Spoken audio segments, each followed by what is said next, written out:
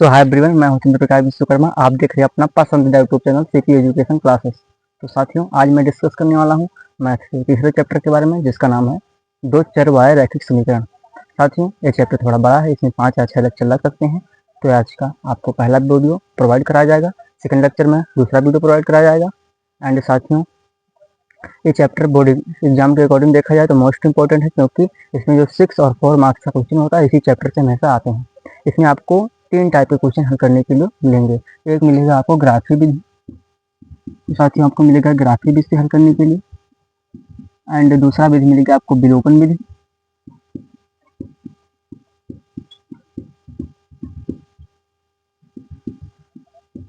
And साथियों आपको तीसरा विधि मिलेगा प्रतिस्थापन विधि, प्रतिस्थापन विधि।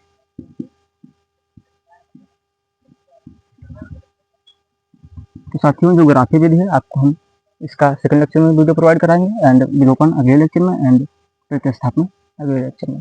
पहले हम इसके मानक रूप को देखते हैं, एंड फिर इसके एग्जाम्पल से हम समझते हैं कि दो चरवाहे रैखिक समीकरण क्या होते हैं।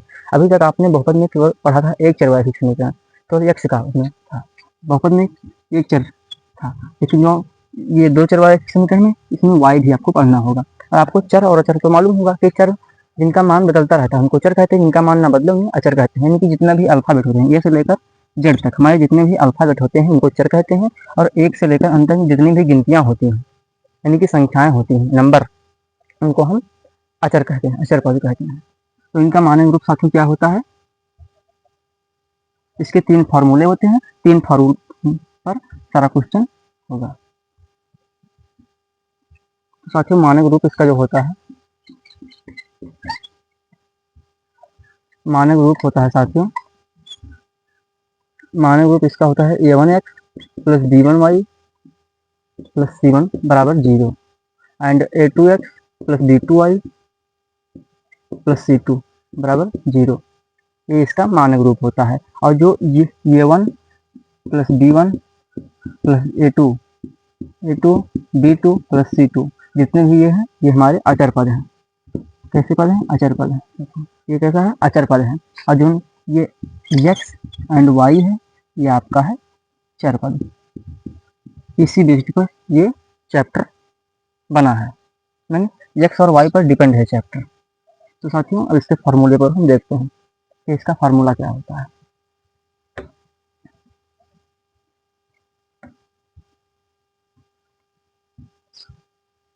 साथियों, इसके 3 फार्मूले होते हैं। नंबर 1 होता है जब रेखाएं संपाती होती हैं, संपाती रेखा होगा तो इसका फार्मूला, संपाती रेखा कुछ इस टाइप का होता है, a1/a2 बराबर b1/b2 बराबर c1/c2। और इसके हल कैसे होंगे? अनेक हल होगा, अनेक हल। एंड साथ में दूसरा होता है जब रेखाएं प्रतिच्छेदी हों, प्रतिच्छेदी मतलब एक दूसरे को काटती रहती हैं। तो प्रतिच्छेदी रेखा किस टाइप का? कुछ इस टाइप का होता है, इस टाइप का होता है। इसका फॉर्मूला होता है a1/a2 equal to not b1/b2, यानी कि a1/a2 का मान b1/b2 के बराबर नहीं होगा। इसके हल जो होंगे वो होंगे अद्वितीय हल होंगे, अद्वितीय हल होंगे। सेकंड है आपका, थर्ड है बच्चों, थर्ड है आपका जब रेखाएं समांतर होती हैं। क्या होती हैं साथियों? समांतर होती है। समांतर रेखा कुछ इस टाइप का होता है। अब आपको रेखा तो मालूम होगा, क्योंकि आपने सेकंड क्लास में पढ़ा होगा कि रेखाएं, समांतर रेखा, त्रिभुज, इसके बारे में आप लोग पढ़ा होगा। लेकिन त्रिभुज इसमें भी है, मोस्ट इंपोर्टेंट थेल्सपर्मिया है, वो 6 मार्क्स का क्वेश्चन आता है बोर्ड एग्जाम में, थेल्सपर्मिया, वो बताया जाएगा, आपके 7वें चैप्टर में है। तो इसका जो होता है a1/a2 बराबर b1/b2 equal to not c1/c2, यानी कि c1/c2 का मान इसके दोनों के बराबर नहीं होता है। इसके जो हल होंगे, कोई हल नहीं होगा, कोई भी हल नहीं होगा, हल नहीं होगा। अब साथियों, आपको ये फार्मूले तैयार करना होगा, क्योंकि अगर ये फार्मूले आपको नहीं तैयार होंगे तो आप इस चैप्टर को नहीं हल कर पाएंगे, यानी एक क्वेश्चन नहीं हल कर पाएंगे। तो मेरी रिक्वेस्ट है आप लोगों से कि फार्मूला जरूर तैयार रखें आप लोग। तो आप पहले फार्मूला लिखें, तो आगे चलते हैं।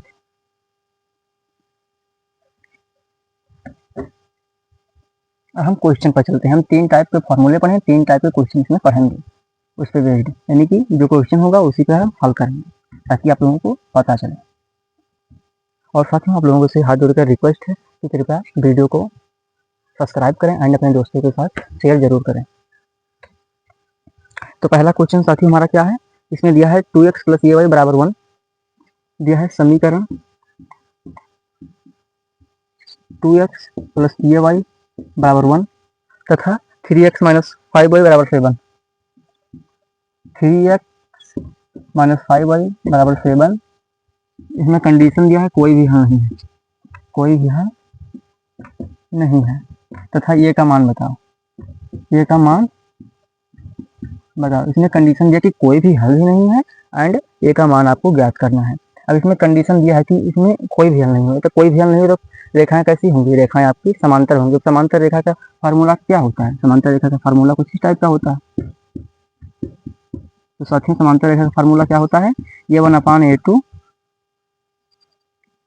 a1/a2 बराबर b1/b2 equal to not c1/c2, ये फार्मूला होता है। अब इसके मान रख देंगे, यानी कि a1 का मान कितना दिया, ये a1 का मान है, ये b1 का मान है, ये c1 का मान है, ये a2 का मान है, ये b2 का मान है, ये c2 का मान है। मान रखेंगे, a1 का मान 2 है, a2 का ये b1 का मान ये है एंड c1 का मान कितना दिया है, 1 दिया है एंड a2 का मान कितना दिया है, a2 का मान दिया है 3 एंड b2 का मान दिया है -5। चिन्ह के साथ इसमें लिखा जाता है, कोई भी संख्या लिखी है उसमें अगर प्लस है तो प्लस तो लिखा नहीं जाएगा, लेकिन अगर माइनस लिखा तो माइनस लिखा जाएगा जरूर। C2 का मान कितना दिया है, 7 दिया है। इस फॉर्मूले पर वैल्यू पुट करेंगे तो क्या हो जाएगा, 2/7 2/3 एंड ये बटे -5। अब इसमें इक्वल टू नॉट दिया है तो ये 1/7 हो जाएगा। ये का मान कितना हो जाएगा, 3a कैंची गुड़ा हो जाएगा बराबर -5 × 2 एंड 3a बराबर -10 एंड ये बराबर -10/3। आपका ये का मान ये बराबर कितना आएगा, -10/3 आपका आंसर आ जाए। सारे वैल्यू को पुट किया गया एंड ये आंसर आपका आया। तो साथियों आई होप आप सभी को वीडियो अच्छी लगी होंगी। तो साथियों कमेंट जरूर करिएगा एंड चैनल पर नया है सब्सक्राइब जरूर करें। आप लोग पहले इतना लिख लें तो आगे चलते हैं।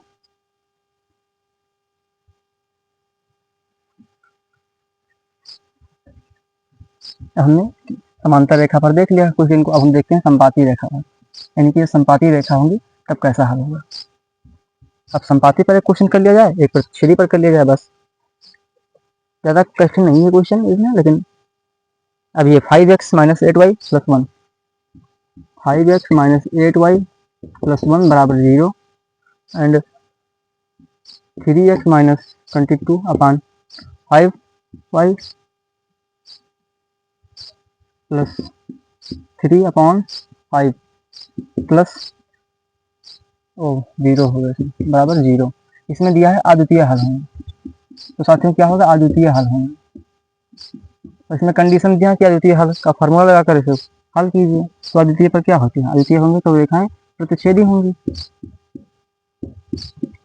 प्रतिच्छेदी रेखा होगी, यही तो दिया है।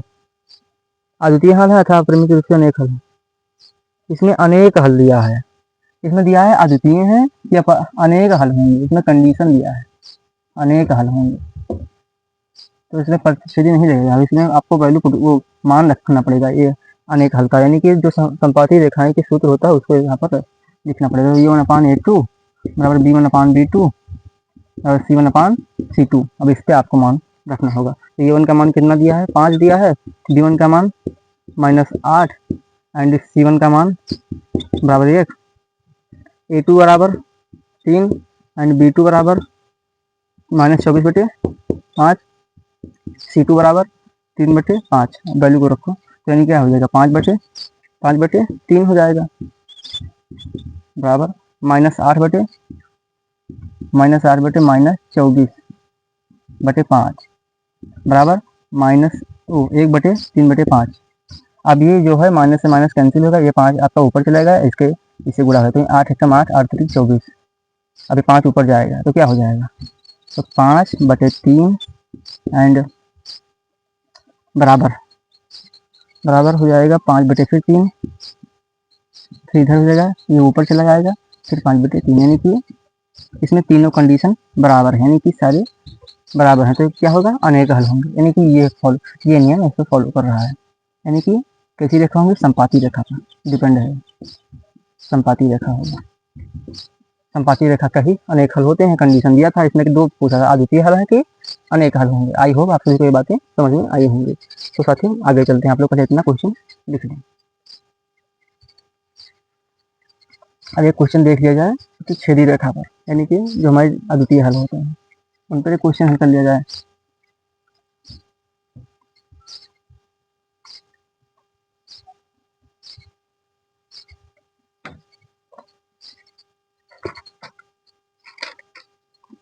ये 4x plus 4x plus P Y plus 8, 4x plus P Y plus 8 बराबर 0,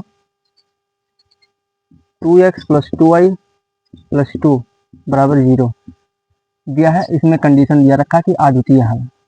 अब इसमें आपको दिया रखा कि अद्वितीय हल, तो क्या होता है, ये 1/(a2) equal to not b1/(b2), यानी कि जब रेखाएं प्रतिच्छेदी होती हैं तो यानी ये 1/(a2) equal to not b1/(b2), यानी कि 1/(a2) का मान b1/(b2) के बराबर नहीं होगा। तो इसमें हम वैल्यू को रखते हैं, यानी कि a1 का मान कितना दिया है, 4 दिया है। और हमें c का कोई मतलब ही नहीं, तो c क्या लिखें, हम c नहीं लिखेंगे। एंड b1 का मान p दिया है, एंड a2 का मान कितना दिया है, 2 दिया है, एंड b2 का मान दिया है 2 दिया है। अब वैल्यू को पुट करते हैं, यानी कि 4/2 हो जाएगा इक्वल टू नॉट p/2। अभी ये भी आंसर सही है, या इसको और सरल में लिखना चाहते हैं तो लिख सकते हैं। तो 2p इक्वल टू नॉट 8, तो p बराबर 4 इक्वल टू नॉट 4 आ जाएगा। ये आपका आंसर हो गया। तो साथियों आपको हमने 3 फॉर्मूले थे, 3 फॉर्मूले के बेस्ड हमने सारे क्वेश्चन भी करा दिए। आपको हम 2 क्वेश्चन होमवर्क के लिए देते हैं, फिर अपनी क्लास में पर हम एंड करते हैं। कल आपको पढ़ाया जाएगा, कल आपको ग्राफिक से बताया जाएगा, एंड सेकंड लेक्चर में आपको विलोपन, एंड थर्ड लेक्चर में आपको प्रतिस्थापन, सारे क्वेश्चन कराए जाएंगे। फिर मोस्ट इंपॉर्टेंट फिर एक्सरसाइज के क्वेश्चन, आपको सारी चीज़ प्रोवाइड कराई जाएगी। बस आप लोग यूपी बोर्ड की तैयारी ऐसे शानदार तरीके से करते रहें। अपने दोस्तों को भी बता दें कि यूपी बोर्ड की तैयारी सिटी एजुकेशन क्लासेस के माध्यम से यूट्यूब पर फ्री कराई जा रही है। तो आपको हम 2 क्वेश्चन होमवर्क के देते हैं, आप लोग कमेंट में इसका आंसर बताइएगा कि कैसा हल होगा।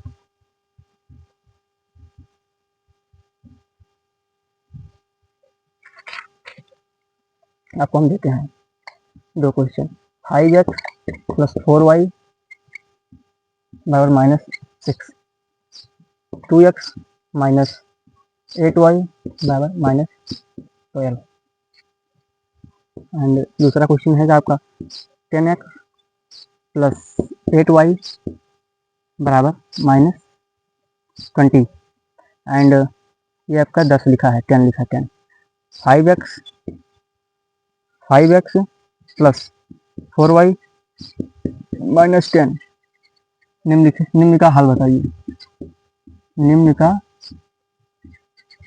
हल बताइए, हल बताइए। ठीक साथियों, आपको ये क्वेश्चन, इस मतलब क्वेश्चन के आंसर आपको कमेंट में करना है। और साथियों अपनी क्लास को यहीं पर एंड करते हैं, मिलते हैं अगली क्लास में। और साथियों आप लोगों से निवेदन है, रिक्वेस्ट है कि कृपया एक कमेंट जरूर करिएगा कि आपको क्लास कैसी लगी, और शेयर करिएगा। एंड आप लोग वीडियो एंड तक नहीं देखते हैं तो कृपया वीडियो एंड तक देखा करें जरूर, अपने दोस्तों के साथ जरूर शेयर करें। थैंक यू सो मच, मिलते हैं अगली क्लास में।